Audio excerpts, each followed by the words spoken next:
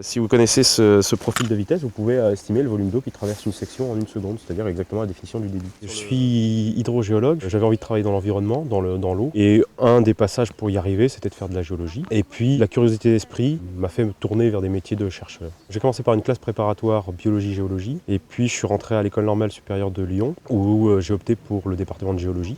J'ai suivi en parallèle le cursus d'ingénieur et puis j'ai fini par une thèse en hydrogéologie à l'université Pierre-Marie Curie. J'ai été embauché comme maître de conférence 1 an après la fin de ma thèse quasiment. Environ 50% de mon temps, je le passe à faire de l'enseignement, que ce soit en salle ou sur le terrain comme aujourd'hui. J'emmène beaucoup les étudiants sur le terrain.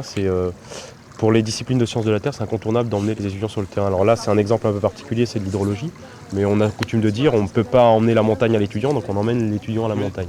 40% de mon temps à faire de la recherche, donc encadrement de thésard ou recherche propre, et puis 10% en temps d'administration, recherche, gestion de programmes de recherche, recherche de financement, etc. On peut choisir nos sujets de recherche pour peu qu'ils soient intéressants et pour peu qu'on arrive à les financer. Donc ça, c'est quand même un aspect extrêmement positif.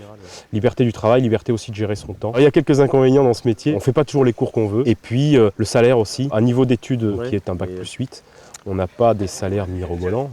On n'a pas à se plaindre non plus, mais on n'a pas des salaires mirobolants, notamment par rapport à nos collègues ingénieurs. Les qualités pour être géologue, c'est d'abord un bon sens de l'observation, parce qu'il y a quand même une base naturaliste d'observation de l'objet naturel. Et puis du bon sens aussi. Et puis on utilise souvent des objets 3D, donc une bonne vision 3D, ça aide aussi dans les métiers de la géologie, ça c'est vrai. Ce qui me plaît le plus dans mon métier, c'est le contact avec les étudiants, et puis c'est l'aspect aussi pluridisciplinaire dans mon domaine de travail.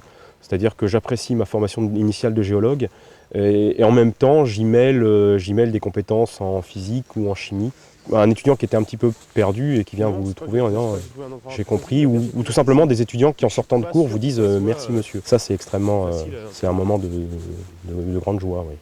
J'aimerais bien à terme passer professeur d'université. On commence maître de conférence et puis après quelques années d'expérience d'encadrement de thésard et de publications scientifiques, on peut passer professeur des universités qui est l'échelon supérieur où on prend un peu plus de responsabilité aussi dans les laboratoires.